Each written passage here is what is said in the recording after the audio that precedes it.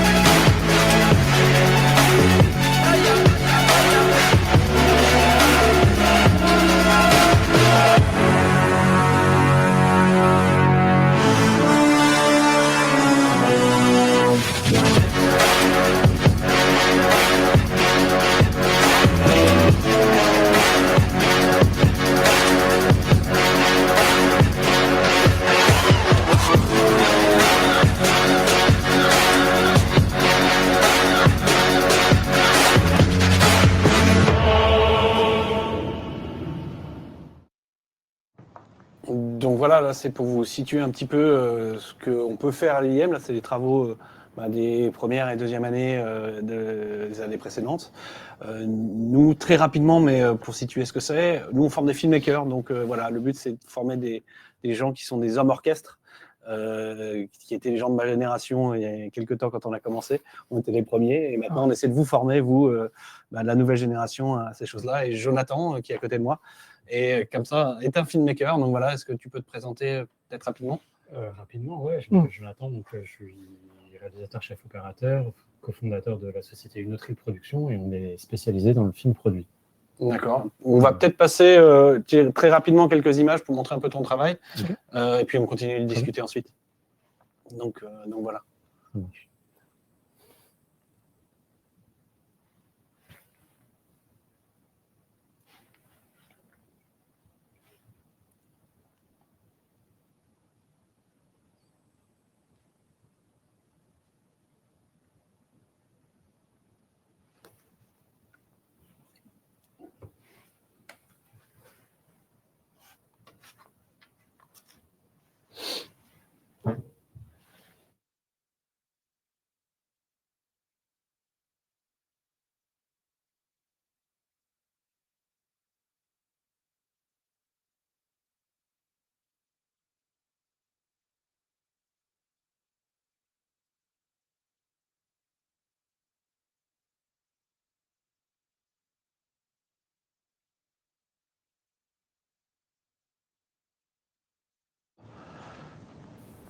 Ouais, apparemment, il y a un petit souci sonore, mais on mettra ça juste après. Donc, pour resituer un peu ton travail, juste très rapidement, Joe, donc toi, tu es filmmaker, tu disais, tu es à la fois… Ouais, à la fois réalisateur et chef, enfin, ce qu'on appelle directeur de la photo, donc, et un peu plein d'autres petits métiers qui gravitent autour de tout ça. Je fais à la fois du montage, du étalonnage, aussi sur la partie post-production, et je mets les mains à la conception d'SFX aussi. Ok. Après, on est une équipe et il y a plusieurs personnes dans notre boîte qui sont chargées un peu de tous les postes, mais voilà, il y a quand même un regard sur une vue d'ensemble sur un peu tous les métiers chez Une Autre Île. Ok, top. Tu voulais peut-être à toi, donc on va peut-être te laisser la parole. Pour présenter l'école IM qui est née. Donc nous on est l'IM, donc Digital School, donc ça fait depuis 1995 on existe. On est le pôle Léonard de Vinci qui est rattaché avec l'école EMLV côté commerce et SILV côté ingénieur. Et nous l'IM on est dans le digital et numérique. Notre école on propose les 6 axes, donc l'audiovisuel, marketing communication, l'axe coding et ce qui est l'axe créa design et en même temps toute la partie aussi donc voilà, marketing communication.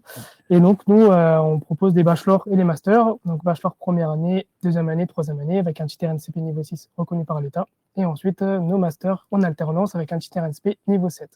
Donc en tout on a 18 masters et 6 bachelors.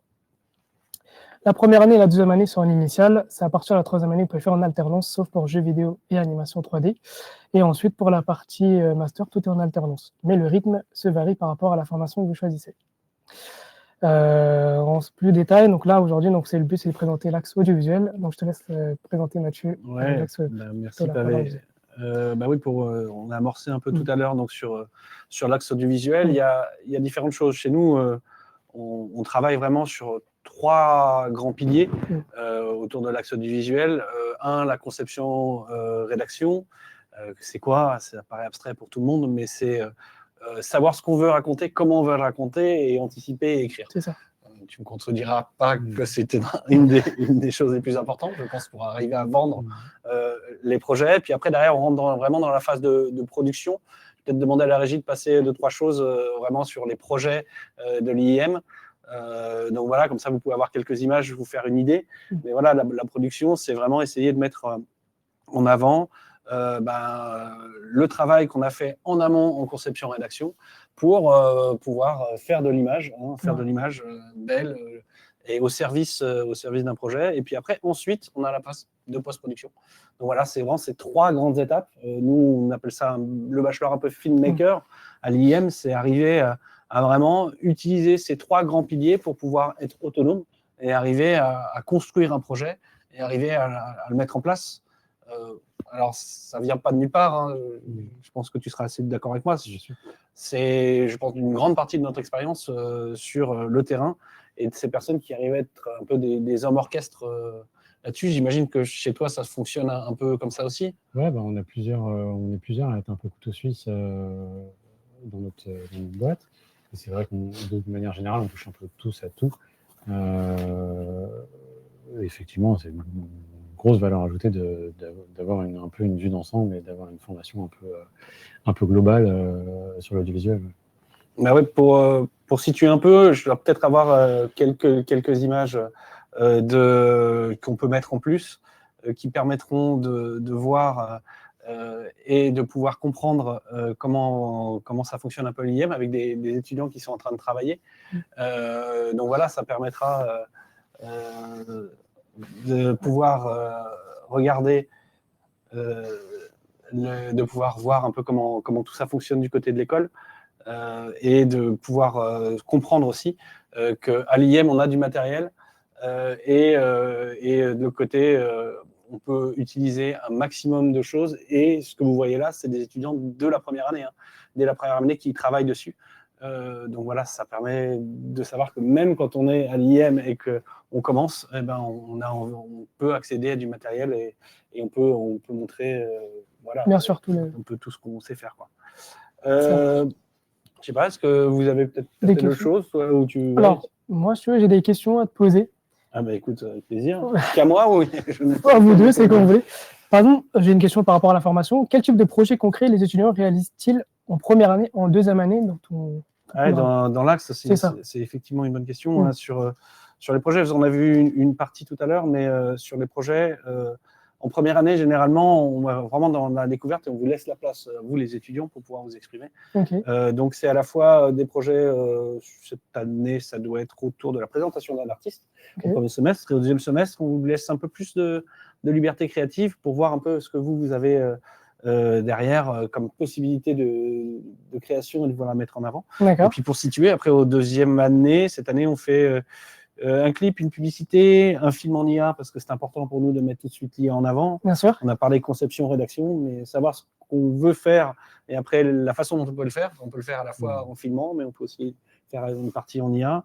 Et puis derrière, on a aussi un projet, ce qu'on appelle les BAP, c'est-à-dire qu'on se retrouve avec des entreprises, on se confronte tout de suite à des entreprises, et pour finir, en fin de deuxième année, par un projet de fin d'année un peu plus personnel. Donc voilà, et on fonctionne comme ça un peu sur chaque année pour à la fois donner aux étudiants la possibilité de créer un peu sous la contrainte, mais pour arriver à grandir grâce à ça, et après derrière, plus de liberté pour pouvoir s'épanouir un peu. Ok. J'ai une question qui a été posée par le chat. Il s'agit d'un bachelor transverse sur les 3 piliers et pas une spécialisation au montage ou son, par exemple. Ouais, c'est ça, c'est effectivement transverse. On veut créer des filmmakers, quoi. Un filmmaker, c'est quelqu'un qui sait à la fois concevoir, donc imaginer un projet en répondant à un brief, ou en ayant une idée sur du documentaire, d'avoir aussi la possibilité d'être toute la phase de production, donc anticiper, savoir comment on s'organise pour la production, savoir comment tourner, savoir comment on peut essayer de mettre en avant tout ce qui est la production, en fait, à la fois filmer et pouvoir, de l'autre côté, essayer de pousser au maximum les étudiants pour qu'ils puissent être créatifs, et sur la phase de post-production de montage. Donc, on essaie de vraiment tout mettre en avant. Ok, parfait. Une autre question aussi qui a été posée par le chat. Alors, est-ce que les spécialisations commencent dès la première année? Alors là, là, je peux répondre. Je peux te laisser. Bien sûr. Alors, pour la première année de bachelor, c'est une année commune. Donc, tout le premier semestre, en gros, vous allez voir à peu près tous les axes, donc les 6 axes. Et c'est à partir de la première année et du deuxième semestre que vous allez choisir votre spécialité pour ensuite vous orienter pour votre deuxième année dans la spécialisation que vous avez choisie. Et ensuite, troisième année, vous avez la possibilité de poursuivre en alternance, sauf pour jeux vidéo et animation 3D. Parfait. Voilà. Est-ce que tu as des questions à poser? Non, mais je sais pas, je demande à la régie, mais on peut remontrer peut-être le travail de Joe. Est-ce qu'on a le son? Ouais, c'est parfait, on va peut-être essayer de vous remontrer ça avant de pouvoir continuer ensemble et de pouvoir remontrer. Donc voilà, pour comprendre un peu ce que c'est vraiment le travail à la fois d'un créatif et quelqu'un qui emmène la production jusqu'au bout, quoi. Un travail de filmmaker où tu travailles avec une équipe qui est grande, non? Juste pour situer. Non, pas beaucoup, on est 5-6. Ouais. Ok. Et puis après, sur des tournages, on peut être beaucoup plus, quoi. Ouais. On n'est pas à l'antenne, on est d'accord.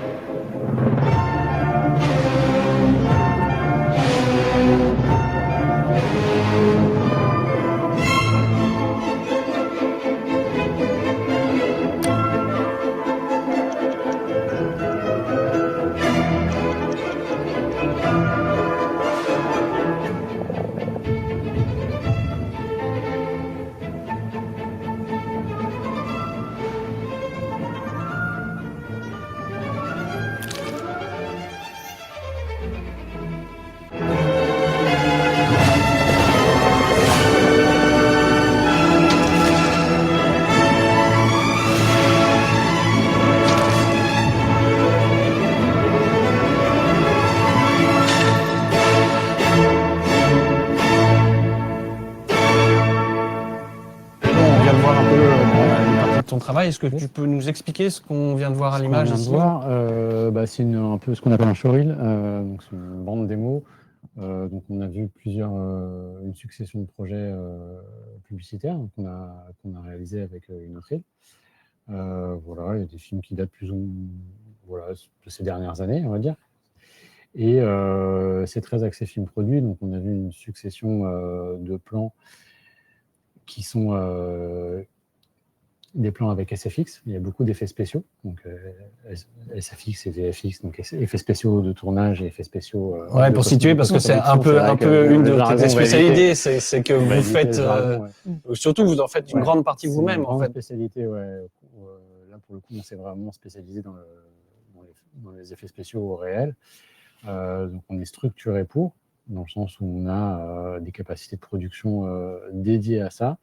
On a un petit atelier. Je vais peut-être demander, pendant que tu parles de ça, justement, de l'atelier, on a quelques images.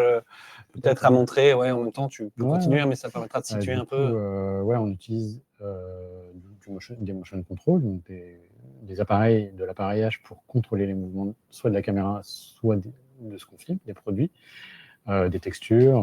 Voilà, on peut avoir des liquides qui se mélangent, des explosions, du feu, plein de choses diverses et variées qu'on va essayer de maîtriser du mieux possible pour pouvoir le filmer du mieux possible. Des fois, on utilise des robots de motion control. Donc là, pour le coup, c'est des bras articulés qui ressemblent à des robots qui sont similaires à ceux qu'on voit dans les usines de fabrication automobile. Sauf qu'on met une caméra au bout et là, du coup, on le pilote avec des ordinateurs. On a ce système de points clés, de tangentes qui va nous faire en sorte qu'on puisse contrôler précisément un mouvement, qu'on peut répéter ce mouvement, donc répétabilité de ce mouvement. C'est Donc, pratique. on peut faire En fait, vous faites.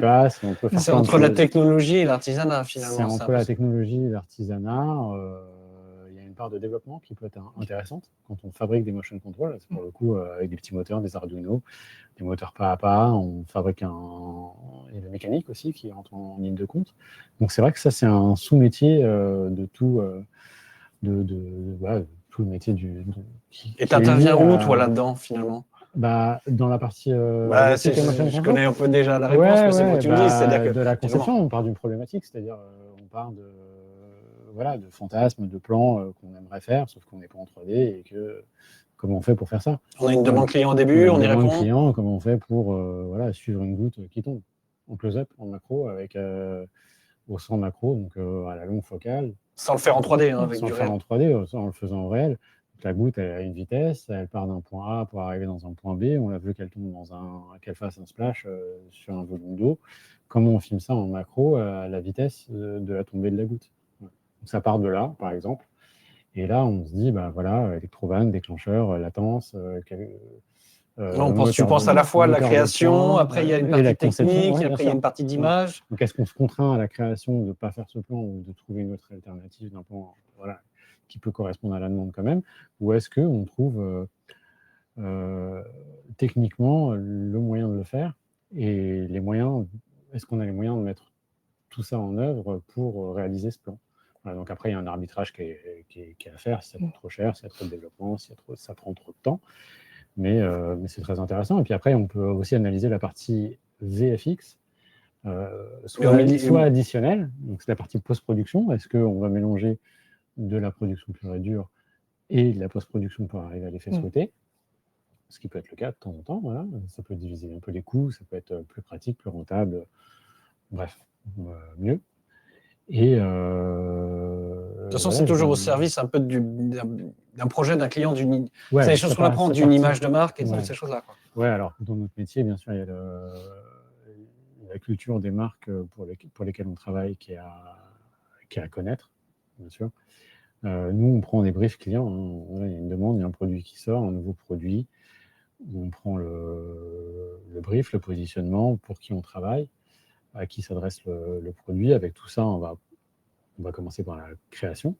Donc c'est la conception, rédaction, ce qu'on appelle rédaction, c'est cette partie-là. Conception, rédaction. Donc là, on va imaginer le film, on va le scripter, et puis après, si ça tient la route, on va le storyboarder. On va dire qu'on va avoir en pub à peu près une case par seconde de storyboard, d'image, ou une case par plan, en tout cas. Et après, une fois qu'on a fait le storyboard, on va partir en pré-production. Donc on va mettre tout en œuvre pour le tournage. Donc on va acheter tout ce qu'on a besoin, on va préparer tout ce qu'on a besoin, on va fabriquer tout ce qu'on a besoin, s'il y a de la fabrication à faire. Après, il y a le tournage, et puis après, il y a la partie post-production, donc montage, retouche, étalonnage ou étalonnage, retouche, ça dépend des films et des cas de figure. Les deux vont ensemble, on va dire, de pair. Et après, la livraison des masters. En gros, c'est un peu ça, toutes les étapes. Tu avais peut-être quelques questions, toi, de ton côté. Oui, c'est ça.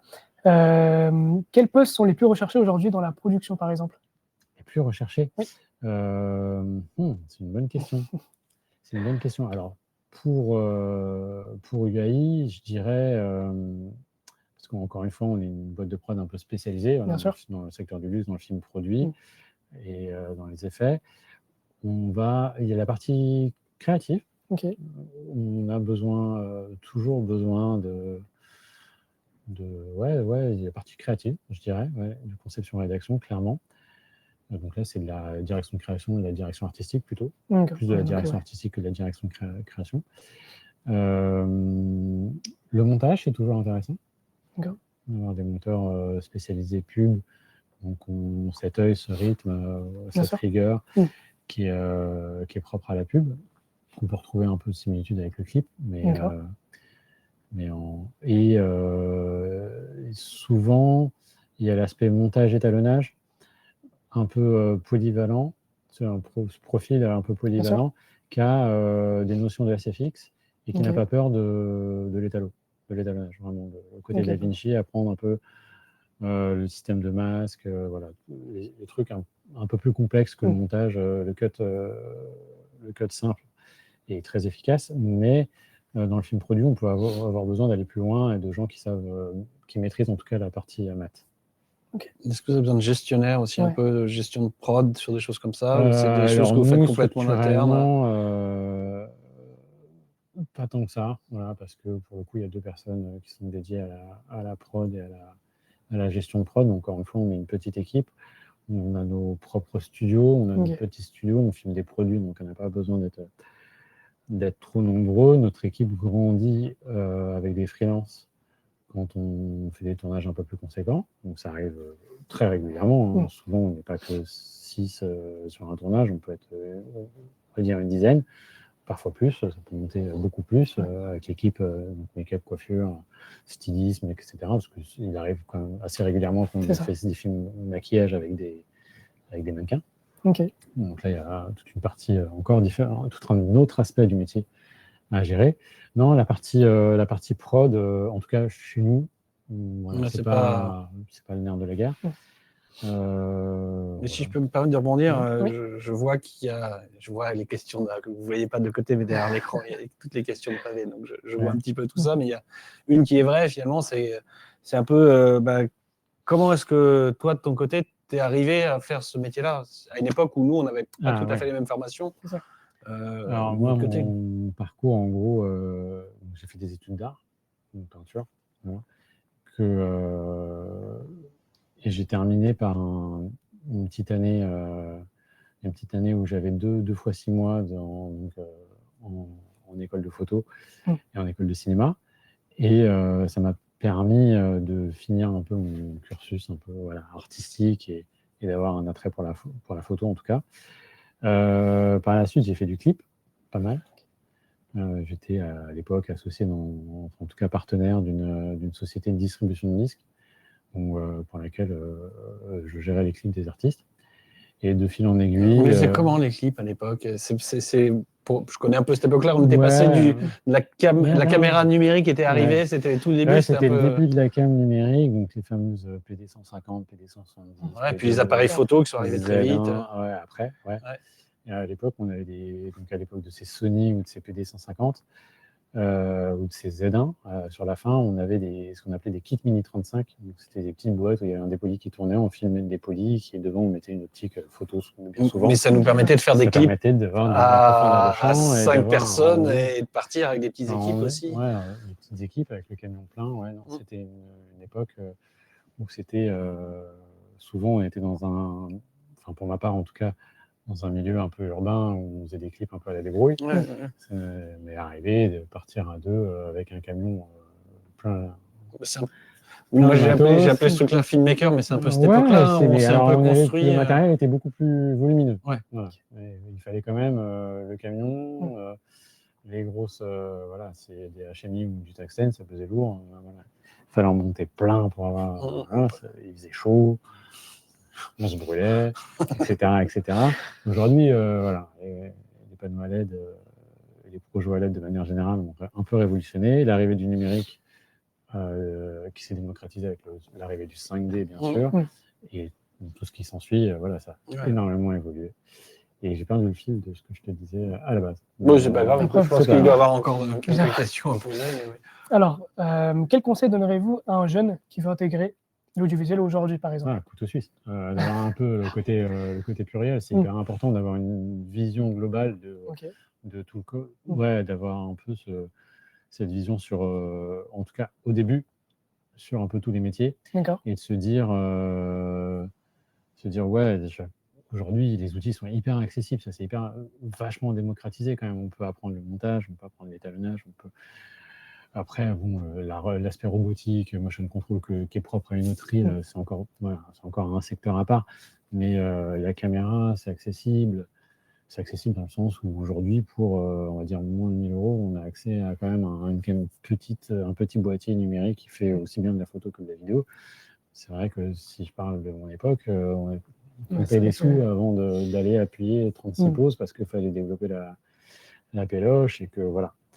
Et que c'était beaucoup plus difficile de faire 1000 photos par jour si on veut. Aujourd'hui, n'importe qui peut faire, même avec un téléphone, 1000 photos jour. C'est faisable. Et du coup, la progression est beaucoup plus rapide. Mais je te coupe juste, si on arrive justement avec un profil un peu plus large, où on sait faire plusieurs choses. Hein, se spécialiser par la suite. Se spécialiser ensuite. Mais vous, côté prod, et là je parle vraiment côté entreprise, est-ce que ces profils-là, justement, qui savent un peu ce couteau suisse, c'est vraiment ce que vous recherchez, quoi? Oui, non, c'est très cool d'avoir des personnes qui sachent un peu tout faire, en tout cas qui captent, qui comprennent, même si par la suite ils ont une sensibilité, parce qu'il ne faut pas cantonner, il faut quand même, faut pas cantonner les gens à toucher à tout sans approfondir vraiment un domaine, mais tout comprendre, savoir ce que fait le monteur, même si on ne fait pas le montage. Donc, c'est avoir fait quand même du montage, avoir une notion, c'est-à-dire quand on va tourner des plans, on évite, on fait attention à son point d'entrée, son point de sortie, pour que le monteur comprenne l'intention de comment j'ai posé le cadre et comment évoluer par rapport à ça. Et vice-versa, un monteur qui n'a jamais mis les mains sur une caméra, il ne se rend pas compte de la difficulté sur un tournage à capter le plan, etc. Donc c'est bien que, en tout cas, la formation soit multiple. Et après, bien sûr, rien n'empêche une spécialité. Quelqu'un qui veut faire du montage, il fera du montage. Et quelqu'un qui veut faire de la machinerie, il fera de la machinerie. Mais en termes de formation, à la base, je pense que c'est très important de toucher un peu à plusieurs domaines d'activité. Et après, se spécialiser, bien sûr, par la suite. Pour aller au bout des choses. Parce que c'est vrai qu'on excelle quand on est un peu spécialiste quand même. Ça marche. Juste une dernière question, est-ce que vous avez déjà pris des alternants, des stagiaires par exemple dans votre entreprise? Régulièrement. Régulièrement, il y en a même deux. Il y a 2 personnes qui deviennent des piliers de notre. En tout cas, des gens très importants chez nous, qu'on a pris en alternance et qu'on a gardé par la suite. Ah, c'est parfait. On a gardé, qu'on a CDifié. Et on est très content de ça parce que du coup, l'alternance nous a permis de les nourrir de notre expérience. Et c'est comme vachement différent. C'est très différent d'avoir quelqu'un d'extérieur qui arrive du jour au lendemain et qui voit une approche un peu particulière, encore une fois. Et c'est vrai que d'être en CDI après une alternance, c'est quand même plus agréable pour nous. Je ne sais pas si peut-être le chat a 2-3 questions. Les gens qui nous regardent, écoutez, très bien, peut-être des questions vraiment très, très axées là, sur les professions, si vous voulez en savoir un peu sur le travail de Joe. Toi, tu avais peut-être encore des choses à mettre en avant que tu voulais discuter? Surtout la partie admission, pour vous expliquer un peu. On prendra vos questions au fur et à mesure, on va laisser parler. Bien sûr. Donc la partie admission, comment ça se passe? Comme on sait, on est une école hors Parcoursup. Il y a donc un dépôt de dossier directement sur le site IM, que ce soit une première année, une deuxième année ou une troisième année de bachelor. Donc il y a une analyse du dossier de candidature. Ensuite, il y a la partie concours et entretien. Le concours en première année, c'est 3 tests, c'est l'anglais, logique et culture digitale, plus un entretien de motivation pour intégrer en première année de bachelor. On prend tout type de bac, que ce soit un bac professionnel ou un bac technique, parce qu'il y a une remise à niveau dès la première année. Ce qui est quoi ça pour le reste des formations, que ce soit une deuxième année ou une troisième année, il y a la partie test technique, donc plus un entretien. Et ensuite. Il est dur ou pas? Alors, c'est une question que tout le monde va se poser. Alors après, s'il est dans ce domaine-là, je pense que ça pourra le faire. Mais après, tout joue aussi sur l'entretien, parce que l'entretien a plus de coefficients que le test technique. Et donc, ça permet de savoir sa motivation et de pouvoir savoir s'il peut intégrer dans cette formation-là, que ce soit en deuxième année ou en troisième année. Et si c'est une troisième année, il y a la partie alternance. Je prends l'exemple pour l'axe audiovisuel. Donc, il y a une alternance par la suite. Donc, s'il est admis, ensuite, on le met en relation avec le service entreprise pour qu'il puisse trouver une alternance. Après, sur le rythme, pour le moment, on est en train de voir. Donc, soit c'est 3 jours en entreprise et 2 jours en entreprise, ou soit c'est une semaine à l'école. Voilà, 3 semaines. Voilà. Pour l'instant, ça, voilà. On va pas discuter encore pour le moment. Mais par contre, la volonté de l'alternance, c'est une vraie volonté. Et comme Bien tu sûr. disais, c'est important de mettre tout de suite les gens au bout de la troisième année dans le bain, parce qu'il faut qu'ils puissent se confronter au réel et comprendre ce qu'ils aiment et spécialiser. Ouais. C'est la première question que je pose aux alternants quand ils arrivent, c'est qu'est-ce qu'ils veulent faire, qu'est-ce qu'ils aiment, qu'est-ce qu'ils veulent faire. C'est ça. Connaître un peu leur sensibilité et puis petit à petit les driver vers ce qu'ils aiment faire, parce que forcément on est bon dans ce qu'on aime. On évite la gestion des contraintes. Voilà, et pareil pour le master aussi, donc en alternance directement, et il sort avec un titre RNCP niveau 7, reconnu par l'État, mais en spécialisant sur les spécialités qu'il a choisi dans l'axe. Oui, c'est pour reprendre un peu ce que tu dis, c'est vraiment l'idée de cet axe-là à l'IM, cet axe audiovisuel, c'est d'arriver. J'ai été, comme toi, professionnel, j'ai fonctionné un peu sur les mêmes choses. Peut-être qu'à un moment, on devait faire des clips en commun où on n'avait pas grand-chose et qu'on essayait de faire des miracles et on arrivait à en faire. Et on a essayé de transposer un peu tout ça dans cet axe-là et dans cette formation. C'est de devenir professionnalisant tout en s'axant sur ces 3 grands piliers dont je parlais, la conception-rédaction, la production et la post-production, parce que c'est ce qui forme les cerveaux, c'est ce qui forme les gens à tourner et c'est ce qui forme aussi les étudiants qui veulent devenir créatifs. C'est pour ça qu'on reproduit et qu'on fait beaucoup de projets par an. La deuxième année, on en fait 5. La première année, on en fait 2. On doit en faire 2 ou 3 en troisième année, tout en étant en alternance. C'est pour répéter les choses. On est obligé de répéter, on est obligé de faire, d'essayer. On doit chuter pour savoir qu'est-ce qu'on a mal fait, qu'est-ce qu'on a bien fait, comment on peut s'améliorer. Et ça, c'est vraiment un point hyper important, je pense, dans notre formation, ce qu'on a voulu mettre en place ici à l'IM. C'est pas d'être une école de cinéma, on est une école du digital. Et c'est de pouvoir pousser ces jeunes-là à oser, à expérimenter pour pouvoir se remettre en question. Et parce que si on arrive à se remettre en question quand on est à l'école et on comprend, tu ne me contourneras pas. Je pense que à chaque projet, tu essaies de savoir ce qui a marché et ce qui n'a pas marché et ce qu'on peut améliorer. Et finalement, c'est une mécanique qu'on garde un peu tout le long de sa carrière, non ? Oui, bien sûr. Toujours regarder. Mais bon, après, il y a certains profils j'en fais partie, d'insatisfaits, d'éternels insatisfaits. Oui, mais c'est pas ça qui pousse la création. C'est ça qui pousse à essayer de faire mieux à chaque fois, bien sûr. Ouais, donc voilà, c'est vraiment essayer d'amener un peu tout ça, parce qu'on veut pouvoir pousser, on veut pouvoir former. Et pour ça, on veut vous laisser expérimenter. On a du matériel à disposition sur différents formats. Laisser à la fois de la créativité, mais aussi une partie de contrainte, parce que c'est important. Plus tard, il y en a dans la publicité aussi. Ça se passe comment d'ailleurs, un peu juste pour que les gens comprennent un peu ce que c'est une relation client à une relation production créative. La relation client, chez nous, ça se passe plutôt bien. On les aime bien. Ils nous aiment bien. Alors, pour le coup, on a la chance, encore une fois, on a une forte spécialité, donc les gens, quand même, dans l'ensemble, viennent nous chercher.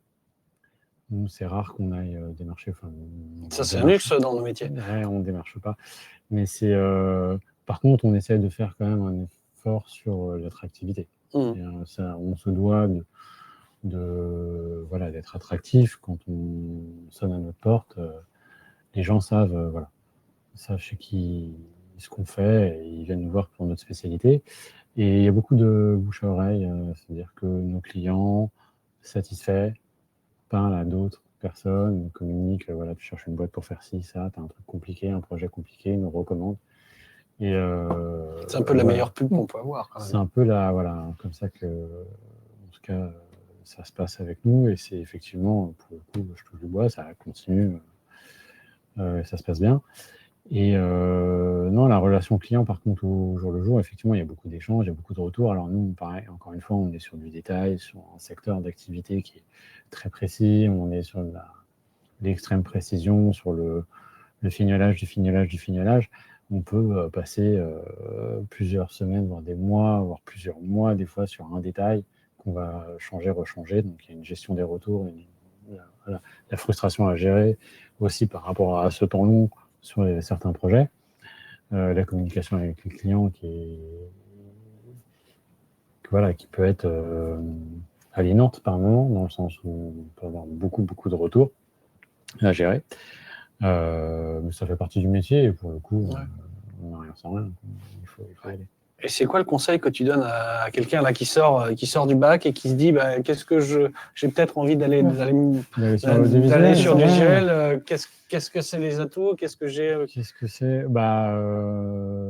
ouais, moi je dirais de ne pas hésiter à se former, de télécharger un peu tous les outils qu'il y a en ligne pour pratiquer. La curiosité. La curiosité à fond les ballons. Non, effectivement, il faut rester curieux et toujours aujourd'hui, il y a l'intérêt de se former. C'est accessible, c'est-à-dire que tout de suite, un jeune qui fait par exemple une école, un cursus en 1 an, 2 ans, 3 ans, dès qu'il va maîtriser un petit peu les outils, il pourra même être indépendant tout de suite. C'est-à-dire qu'avec un minimum de moyens, il pourra se mettre à son compte, commencer à faire de la vidéo pour un tel ou un tel. Il pourra s'associer peut-être avec une connaissance, un ami, un truc, et créer son propre métier. Il pourra rentrer dans une boîte pour proposer des services qui étaient peut-être insoupçonnés pour la société dans laquelle il va travailler. En tout cas, les moyens d'aujourd'hui rendent accessibles plusieurs métiers dans le secteur de l'audiovisuel et c'est hyper intéressant d'aller se former. Moi, c'est ce que je dis assez souvent, c'est quand même dans ce métier-là, quand on est un peu, tu disais, homme orchestre, couteau suisse. Alors, là, on vient de voir une spécialité ensemble. Hein, c'est vraiment le film publicitaire craft, on appelle ça craft, mais voilà, spécialisé dans l'image. Mais on peut aussi travailler dans des services de communication, dans des agences, aussi dans des sociétés de production comme la tienne. C'est-à-dire que c'est des métiers, j'ai tendance à dire souvent qu'il y a beaucoup de contenu qui est... Il y a live, il y a la télé, il y a plein de secteurs. Il y a beaucoup de contenus qui sont online et effectivement, il y a du secteur, il y a encore... Il y a plein de gens qui font de l'outdoor aussi, de la vidéo en extérieur, que ce soit des vidéos sportives, d'événements, etc., qui sont assez cool. Et pour le coup, il y a des profils, je rebondis là-dessus parce que j'ai vu des alternants qui se sont spécialisés là-dedans. C'est-à-dire que j'en ai eu un une fois qui a fait... non, alors c'était pas un alternant, c'était un stagiaire, pardon. Qui avait fini son stage et il s'est mis à son compte. Il a acheté un boîtier, un drone, un petit ordi pour monter et il se débrouille tout seul et tout va très bien pour lui. C'est ça, et aussi indépendant. On peut monter des boîtes. Couteau suisse, du coup, il tourne, il a un drone, et donc il a fait sa formation de pilote de drone en plus après, a posteriori, après ses stages. Même après, il faut continuer à être curieux. Hein. C'est vraiment effectivement, rester curieux et toujours s'intéresser à l'évolution du métier, aux mises à jour, etc., de logiciel et de tout ce qu'offre aujourd'hui la course à la techno, que ce soit sur le matos comme sur les softs. Je parlais d'IA tout à l'heure. Quand même, ça aussi, c'est un sacré sujet et je pense que les jeunes qui restent curieux et qui se forment à l'IA décuplent leur capacité de production. Moi, j'en suis convaincu. C'est pour ça qu'on l'a mis deuxième année dans le cursus. En tout cas, c'est intéressant de... c'est le piloter, en fait, de comprendre le piloter, que ce soit un outil. De bien le comprendre et de s'en servir comme un outil. Et pour ça, il faut maîtriser. Pour avoir le contrôle nécessaire et pas se laisser absorber, il faut quand même bien maîtriser l'outil.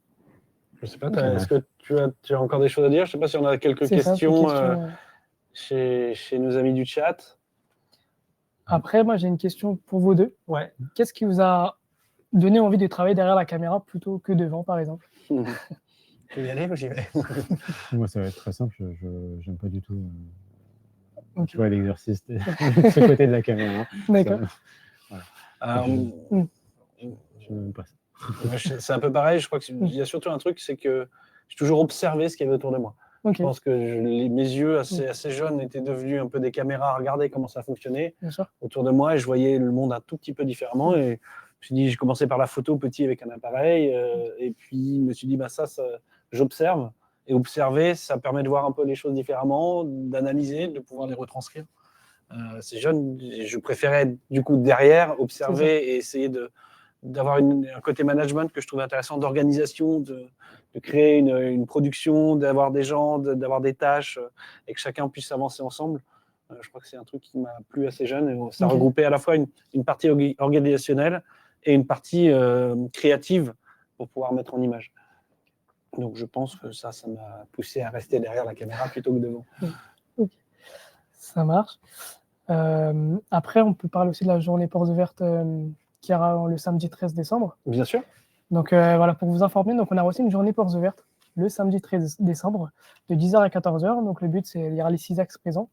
Et à ce moment-là, donc le but, c'est de découvrir un peu les axes, que ce soit de première année. Donc on a tout type d'étudiants qui vont arriver, que ce soit des terminales ou des premières années ou des deuxième années ou des masters. Donc le but, c'est de découvrir un peu les axes et ils peuvent déposer leur dossier de candidature par la suite, après avoir échangé avec les professeurs et les étudiants. Et donc, par exemple, tu peux en parler, ce que tu en présentes, par exemple, pendant la journée portes ouvertes. Nous, ça nous permet en fait d'être, les responsables d'axes sont là et on est accessible, on est là pour vos questions. C'est ça, on vient répondre aux questions à la fois des étudiantes et des étudiants, mais aussi des parents. Et ça nous permet de pouvoir échanger. On a un temps d'échange qui est prévu pour ça, sous le contrôle des admissions, mais je crois que ça ouvre à 10h et ça ferme à 17h. Donc vous avez le temps de venir nous voir. On est là pour vous, on échange, on est à votre disposition. Et puis voilà, on est là pour à la fois prolonger un peu ce moment de discussion-là, mais essayer d'expliquer voilà, ce qu'on fait, où est-ce qu'on veut amener les étudiantes et les étudiants qui arrivent à l'IIM. Alors là, je vais parler pour l'axe audiovisuel, mais ça vaut pour tous les axes de l'IIM. Donc voilà, et d'avoir un moment d'échange, de pouvoir voir les locaux aussi. Je pense que c'est important pour tout le monde. Et puis voilà, de se situer. Il y a des étudiantes et des étudiants qui sont là aussi pour échanger, expliquer leur quotidien. Donc c'est souvent un moment assez sympathique. Ça marche. Je crois qu'on a même des bonbons qui sont offerts par l'admission. C'est ça.